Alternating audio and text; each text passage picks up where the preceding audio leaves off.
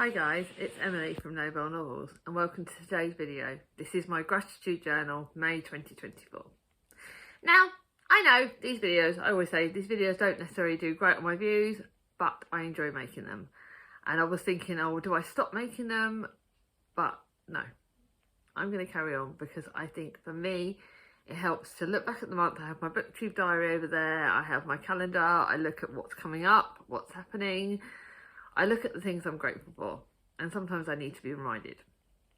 Because sometimes on a day like today, where I'm having chronic pain because of my condition, my girly condition, I'm getting really bad chronic pain and I'm feeling tired and low, it helps to look back at what has made me smile this month and what's made me happy. And I've always got things to be grateful for. Sometimes, like going forward, I'm looking at June and going, June hasn't got as many events that necessarily happening, many things that I'm going to be necessarily jumping around about. It's not like I could be jumping at the moment anyway, but you know, but it's still things to look forward to. It's things to be thankful for. And at the end of the video, please let me know what you're grateful for. I always love to hear. So I've written things down. I'm literally mad planning. I'm filming this on, I think it is the 23rd, because next week is half term. So half term's counting in my end of May / June. So that'll be one of the things to look forward to, I think. Do I count half term as something to look forward to? Kind of, because it's a week of lay-ins. A week of the kids if they're good. The biggest thing I'm grateful for this month has been the Spoonies Readathon. It's my second year of hosting it. It was a year of doing it with Kat from Brews and Reviews. Hoping we would have had a second live, but we had our first live at the start of the month with Olivia and Olivia's sister Simi and Kat, obviously, and it was probably one of the highlights of the month for me, because it really was a highlight, that live, because I had such a good fun time with the girls. We talked about disability and it made it really like accessible, and talking to Simi and Kat and understanding the things that we go through with our Spoonies disabilities, and our disabilities are very different, but there is still that stigma and there is still the community.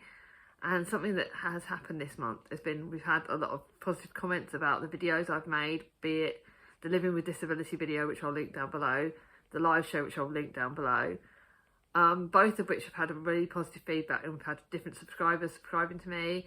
I've had a lot of positive feedback about people understanding the Spoonies and what it's like to be disabled more now. I've spoken to colleagues at my job about disability rights and what we can do to help other people. I've really spread awareness, and myself and Kat's done an amazing, Kat, please look at it on Kat's channel, because she's done an amazing vlog where she talks about what it's like to live with her disabilities and chronic pain, and she lives with it. And it's been really important to show these things and to think that I've done some good, that me and Kat, and previously when I did it with Naomi, next year it's going to be Naomi, me and Kat, and to think that this is doing good. We've got a lot of disability videos. I've got a playlist. I will need to add, Sue Jackson has made a great video with book recommendations, so I'll need to add that to the playlist, and that playlist is on my channel, so please look out the Spoonies playlist. It's got people talking about different books they've read, their stories, various different things. Anything Spoonies related is in that playlist. I do need to go through and add it. But I think we've got the rep out, we've got the knowledge out there, we've spread the community news, and it seems to have done a lot of good. We've really spread awareness, and that's, to me, it's done its purpose. If anything I do from my negative experiences can bring good to others, then it doesn't feel like a waste. And it feels like I can bring good out of the bad. So thank you all for your kind comments and everything. That's really meant a lot to me. Obviously, I'm always grateful for all your support. Like there's been various different support I've had this month, from my friends, from the online community. I have had a lot of support and over the years, and I couldn't do it without you all. So thank you. I'm sorry, that's enough gushing, but I'm really grateful. Thank you. But I do want to say, obviously, that done it in the wrong order. One of the things, like The Secrets of Haven Point by Lizette Orton, the group book for me is one of my favourites of the year. It's an amazing book, and it has disability rep done really well on the middle grade level. Kat didn't like it, but that's because she openly says she's not into the middle grade books. But I loved it. I loved the rep in it. I loved the story element. And I hope she writes a sequel to it because it left us on a cliffhanger. So that was a really, really positive thing. And I think for me, I really loved the great book. I've read some amazing, amazing books for the Spoonies Readathon, and I'm really happy with that. And I also read Sitting Pretty, which is my non-fiction. And I've just been sent another non-fiction, but I'll tell you that in a bit. So that's the Spoonies. The next thing I've been grateful for is that at the start of the month I went to my first car boot sale with one of my best friends, Tracy. That reminds me, we need to book another one. I think we went to the car boot and I only picked up 2 books, but it was great. We were walking around the field, we were having a laugh. We then went for a coffee and a cake. Oh my God, I ate so much cake. But it was really good fun, and I got 2 books. One of them was on a charity store, and this is An Island Promise by Patricia Wilson. I thought it was contemporary book, but it's actually historical fiction. And it's I'll Begin with the War When Everything Changed for Us. In 1943, our comfortable life came to an abrupt end thanks to Hitler. During the Nazi occupation of Athens, Daphne, a young Jewish Greek artist, finds herself suddenly under threat. She's in love with an Austrian art teacher, and together they must risk it all to escape his cousin, an SAS officer. Pursued across Greece, their journey leads them to the islands of Corfu. And then in 2023, at Daphne's 100th birthday party approaches, she knows time is running out to share her story. Daphne tells Flora, her granddaughter in Liverpool, of a valuable piece of art from her youth, a masterpiece which brought her freedom but cost her everything she held dear. That looks really good. So I found that for like 25p. I think 25p or 50p, I can't remember. I'll tell you that in the book haul that I'll be doing. So that was great fun, and having time with one of my best friends was incredible. I am not someone that has a great, amazing support, like loads of friends in Bracknell. I have loads of online friends, but where I live, I don't have a huge amount of friends. I have probably, other than my sisters and my mum, I probably have Tracy, Helen and Emma. They're like my 3 best friends, and then colleagues at work in my different jobs and stuff, and colleagues, but only really 3 best friends other than my family here. So the ones I have, I hold dear, and any time with them is incredible. Again, I'm being soppy in this vlog. Sorry, girls. Especially sorry to Alice and Jem, because they don't do soppy. But the next thing I went to Maidenhead and Marlow with Chris. As you all know from when I went with my birthday, Marlow isn't probably about a half an hour to 40 minutes journey from us. It's a beautiful little town by the River Thames. It's got really gorgeous shops. I found a new charity shop which I'm going to have to go back to. It's got a gorgeous other independent bookshop which I liked. But the charity shops are good. I did like going there, but by the river is stunning. It's beautiful by the river. Didn't get an ice cream because I'm so tempted, but I did have Costa coffee, and oh my God, I had the nicest Costa coffee. No, it was Starbucks coffee actually. I'm a massive fan of my coffee. Had a gorgeous Starbucks coffee and really sat and enjoyed that, and we sat by the river drinking that, and it was just lovely, really nice, and time with Chris was incredible. And then we went to Maidenhead. He bought me a lovely lunch. We went to all the charity shops. I think I bought less than I thought I would. I think I bought 9 books, and considering there was 4 or 5 charity shops in Marlow and about 10 in Maidenhead, I did really well. I got this beautiful, I actually bought a dress for a change. I don't normally do this, I don't normally buy clothes, although I need to get better at buying clothes. I bought this beautiful dress. You can see that's the neckline. It's got gorgeous buttons, and it's a lovely length, so it's probably about knee length. It's a little bit low cut, ignore the clothes size, I know I've got a bit curvier, but I like things being loose. I don't like things being tight. Because of my conditions, I don't like things being tight on me, so yeah, actually that reminds me, I need to hook it better. I don't like things being tight, and I like the dresses being a bit looser, so I'm kind of plus about good body representation. It's very important. But yeah, anyway, I got that gorgeous dress. It wasn't too expensive. I think I got it. Chris got it. I did find loads of books, and I will show you them in the book haul. But one of the ones I picked up because I thought that on my live I talk about it as in I like the author's name, Deborah Cadbury, obviously Cadbury's chocolate. And I thought this was historical fiction because it's got the school set that escaped the Nazis. But actually, it is actually a non-fiction book, and it could actually count for Spoonies, but I probably won't leave it for next year. Because in 1933, as Hitler came to power, school teacher Anna Essinger hatches a daring plan to smuggle all her pupils out of Nazi Germany under the nose of the Gestapo. The mostly Jewish children who escaped found a safe haven in Anna's new school, a rundown manor in the southern England until the outbreak of war in 1939 raised terrifying new dangers. Despite her growing blindness, Anna continued rescuing children throughout the war. I really think this one will be read quite soon because it does look fascinating. I'll show you obviously pictures. At the end of my chatty bit, you'll get the normal pictures that I show you. Then the weather has been warming up. Not this today. Today it's supposed to be warming up and getting sunnier. So fingers crossed it'll be sunny soon. But I have got a chance. I've got like some colour here. I have actually been sitting out in the garden reading, which you guys know is a massive thing for me. I've loved wearing my like skirts and dresses. I've loved being like resting in the garden, and the weather when it's nice. And if it's too hot, my rain plays up in the other side and my fingers swell up. But the nice weather has meant my knee pain has got better, and I've had some problems with my wrist joints because of the hormonal aspects of the problems I have with my hormone problems. But in general, my chronic pain has got a lot better because of the nicer weather, and it's meant that I'm not in as much pain in my knees. Had a bit of a rough week last week where I didn't realise my remote had turned itself off, and that's why I was getting loads of pain. But once that kicked back in, I managed to deal with it. I coped. But the sunshine, sitting out in the garden reading, has just been a dream come true. Being able to go for walks in nice weather, going down by the river, going by the lakes. I need to do more. I keep saying I'm going to, and I will, but I've just had it's just been it has been a manic month. But I've loved it. I've loved sitting out in the garden. I've loved light summery meals. It makes me want to eat nice food. I just love it.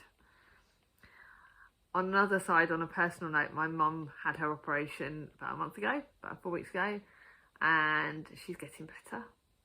And we had some good news that she will get better. She had the results she wanted, and I don't go into details. It's not my place, but she's getting better. She's got a long road ahead of her, and she'll take time from a major surgery she had, but she's getting better, and I can celebrate that now. And yeah, it's been a rough few months leading up from her being poorly to her getting better, and she, like I said, she's got a long way to go. But I can't thank the doctors and nurses enough for what they've done for my mum, and I'm just so grateful. That is the biggest thing I'm grateful for, if I'm being honest, because we lost our dad. Me and my the sisters lost our dad quite a while ago, about 15 years ago, and so we've only got our mum. And at 45, the age I'm at now, I still rely on her. I still need her. She is my best friend in the world. Like her and we talk about the fact that I've not had like many close friends, but her and my two sisters are literally my unit, as well as Chris and obviously my kids. But that unit we have is incredible. It's such a tight-knit bond, and we look after each other through the good, the bad and the ugly. We make each other laugh. Yeah, we fight. Me and my sisters, we do still fight. We're in our 40s. Not so much, I don't fight so much with Charlie. Charlie Reed is my bestie, you know. But something that we've had obviously over the going months is that it has been tough. And the idea that we could have lost her at one point, you know, it just petrifies me. I'm dreading the day when I lose her, because she is just the best. She's my mum, my best friend, the best nanny the kids could ever wish for. And I'm just truly grateful for her. So the fact that having her around is just going to be keeping me going. She's picking up Thomas from school this week. It sounds like a really silly thing, but it's been months. But I can't remember the last time she was able to do it, and she's helping me out and doing that. Silly things that I'm grateful for. But yeah, that was a big thing. Right, enough on the soppy. What have I been watching? I've been watching Bridgerton. The series is back up. It's only got 2 more episodes of this season, which I'm going to catch up on. I don't know how much I'll be able to catch. Probably won't be able to catch up before half term. So probably by the time the next half of the season comes out, I'll be able to, because I don't normally watch too much TV in half term. So I probably will kind of work out that I can go straight on to the next bit. But I love Bridgerton. Absolutely flipping loved it. Have been watching some like light contemporary films on Netflix as well. God, I love Netflix. Not paid to reinforce them. I know they've put the price up, so that's a bit of a bugger, but loving watching that. Loving Bridgerton. It's a proper Regency romance, saucy as. But what I love about this season with Penelope and Colin is that it talks about body positivity. It is, Colin's probably like one of the nicest out of the Bridgerton boys. He's absolutely lovely, and I love the romance. I love Penelope. She's my favourite in the Bridgerton series, my favourite character. So I've loved watching that. I just can't wait to carry on. Like, I need to stop chatting so I can charge my phone. Anyway, I have been blessed with some lovely gifts, but before I show you lovely gifts, I don't do this very often. I don't buy, like, I have my once a month I go to Waterstones. I'll show you one of the books that I got. But then I spoke to the guy at Bridgestone at Waterstones, and he gave me a good deal on this, which is the latest Percy Jackson book, The Sun and the Star, which is Nico D'Angelo's story. I nearly bought this from the works a month or so ago, but I waited, and I got this on a deal, and look at the sprayed edges. You know I've got a thing about sprayed edges. It's the most recent in the series, so I'm not going to go into too much details. This is part of the Percy Jackson series, and I didn't bloody keep all of my books for some reason, because I didn't think I'd love it as much as I did. But this is Nico's story, and it's about, he's the son of Hades, and Nico's boyfriend is Will Solis, the son of Apollo, the god of light. God, I can't wait to read this. It is something. Obviously, I'm reading the Heroes of Olympus series at the moment, and I love that. So once I've read that, I'm going to probably read this, because it's stunning. I need to get the next series, which is another series I need to get. They've got another series I need to get, but I will get that soon. I did get that. Didn't buy too many books this month. I have had a load of gifts. I have had about 5 or 6 gifts again. 2 anonymous and 3 sets of books from friends. So I'll show you. So I've had more gifts again. But the book that came to me most recently, I don't think this is from Kat from Brews and Reviews. I don't think she sent me a gift note. So as to whether these anonymous gifts are being sent and people are sending gift notes and the Amazon are being shooty and not including them, I don't know. But Kat told me she sent me this, and this is The Invisible Kingdom, which is Reimagining Chronic Illness, and it's by Megan O'Rourke. This one will be read very, very soon. It's a non-fiction. Again, I think it's an American book. But apparently when Kat read it, she read it listened to it on audiobook, and she said it really hit home to her, and it was something she really resonated with. And it talks about the rise of chronic illness and autoimmune disease, and the lack of knowledge and the lack of support. And that's why we're doing this readathon, is to help with all the disabilities and get the disability back, because chronic pain and autoimmune diseases, they aren't spoken about enough. And the community we are all like banding together to get this better. But this is apparently an amazing book, and apparently Kat said that it talked about the chronic fatigue part of it, and that is a real bugger, because people do not get chronic fatigue. It is like, I was explaining to someone, because people, like my colleagues at work, keep thinking some of my colleagues, I've spoken to them about it since, they say, oh, you're tired, so sleep more. But it isn't a case of that. People in general do not get chronic fatigue. Is the kind of fatigue where you do not have the energy to do anything. You have to fight it. And no matter how much, you can go to sleep and wake up still just as tired as you do when you go to sleep. And a lot of that, I've been getting that a lot recently. And it is exhausting. So that apparently talks about it really well. So, lastly, we've got, penultimately, I've been reading so many amazing books. I think this is probably going to be down as the highest star rating book month I've had in ages, and I've not been given the 5 stars willy-nilly, but I've had a lot of 5 stars, and I can't wait to talk to you about it in the wrap-up. And then lastly, something happened right in the middle of the month, but it's kind of not bookish, so I'm kind of including it, and it's been me as my daughter's 12th birthday. We had her best friend over, one of her best friends over on her actual birthday. She got helium balloons, she got like banners out, we had takeaway that night, and then the night after her birthday we had 3 of her friends sleeping. It was going to be 4, but one of them was a bit poorly, and they were very well behaved. It was insanely busy, and the last friend didn't leave till like 5 o'clock the next day, so talk about using up my spoons. But we had a lot of fun. She had a really good time. She was really well behaved, and her friends are absolutely lovely, and I'm truly grateful for them all. So yeah, that was what has happened. It's been busy. It's been a really busy month, I think.